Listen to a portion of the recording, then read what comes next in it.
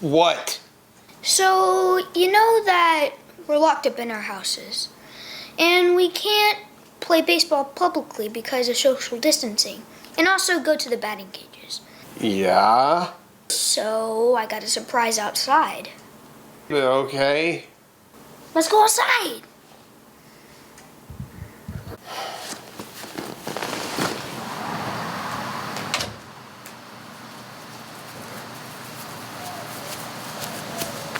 So?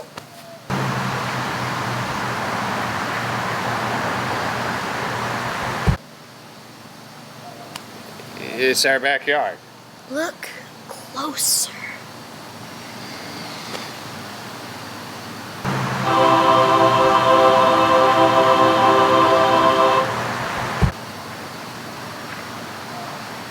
How did you do that?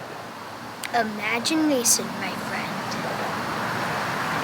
So, this is my idea, having this. Well, how are we going to do it? We can build it ourselves, get the materials that we need.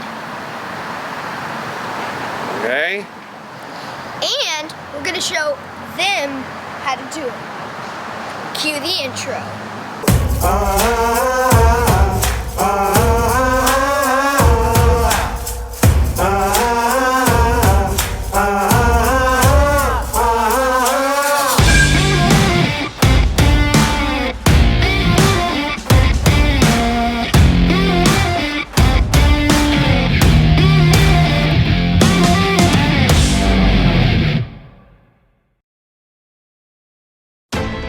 Quarantine Wild. Hey guys, this is Sean from Becoming Select and his dad, and welcome to another episode of Becoming Select. So today we're actually going to be guiding you through what it takes for us to build a in-home batting cage or a backyard batting cage for Sean. And why are we doing that?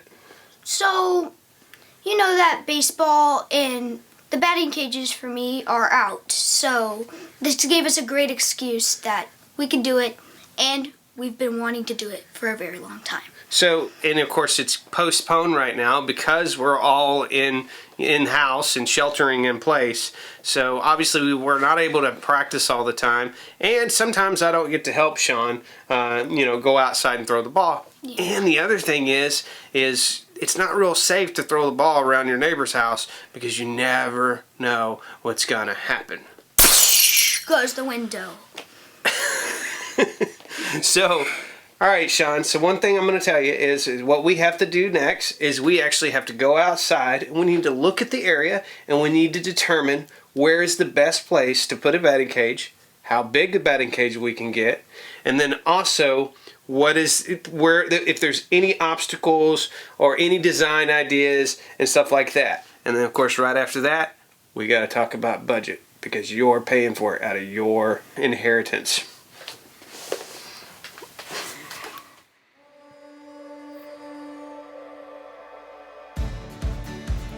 Alright, so this is where we started going out, and we wanted to look at our backyard and determine the best area that we could do it. So just survey everything in your backyard and see if there's anything that's in the way.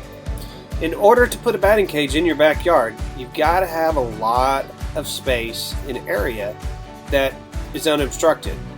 You also have to make sure that you're away from buildings and structures and things like power lines that can get damaged from a line drive.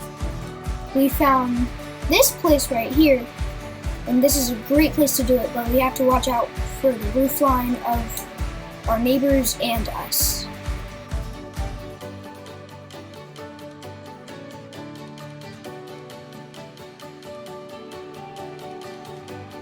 Alright, so now that we've found our area and we know where we want to place it, we need to measure out the exact distance of what we want to be able to, so we'll know exactly the size net. Obviously baseball, batting cage nets come in different sizes, so we want to find the one that suits our backyard the best. So he's actually measuring right here, right at the flower bed that we have, and then I'm measuring all the way to the fence, all the way to the very back. So we'll know what our length of our batting cage will be. In our case, we had about 40 foot right there. And so now we also have to measure the width. So now we are measuring the width of the batting cage so we know how wide of the batting cage we're going to need to do. So typically, batting cages come in 10, 12, and 15 foot widths. So in this case, we're right about 14 foot away from our family swing set. And so that means that we need to be less than that. Either that or line balls are going to hit off the swing set.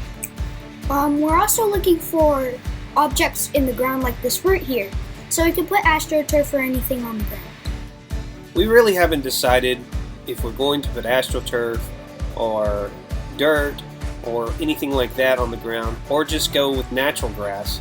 In reality, what we want to do now is just focus on putting up the batting cage, and then also putting it in a way that you can retract it. So if it is natural, you can mow the grass and then be able to do that on a cable suspension system.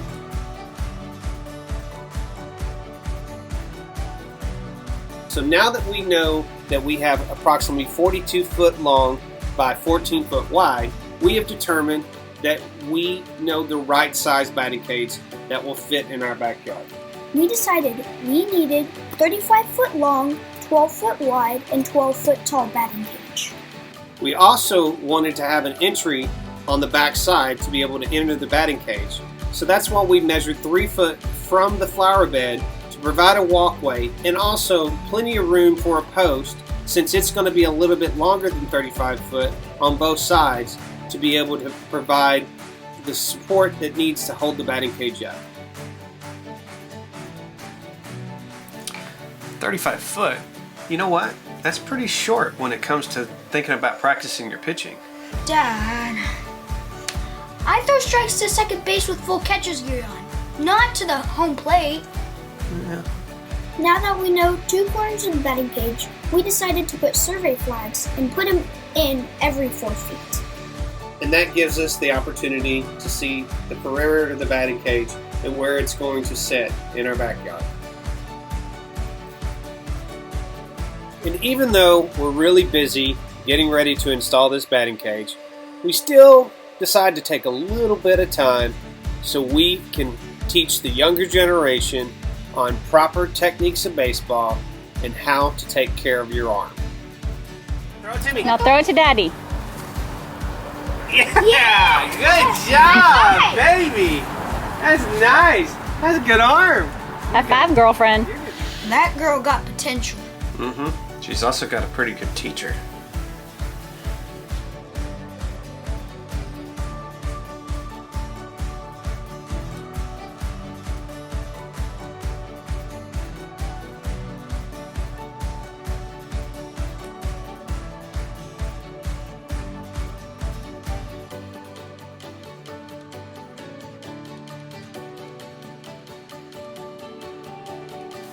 Alright, so that pretty much wraps up today's video.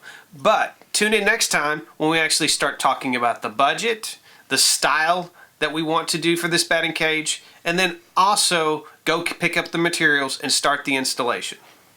So, if you like this video, comment down below, leave a like, subscribe, just hit that notification bell. You see that little thing up there? Yep, and of course, if you hit that notification bell, then you'll be told when we actually post our next video in this series. So, thanks so much for watching. And stay tuned on Becoming Select.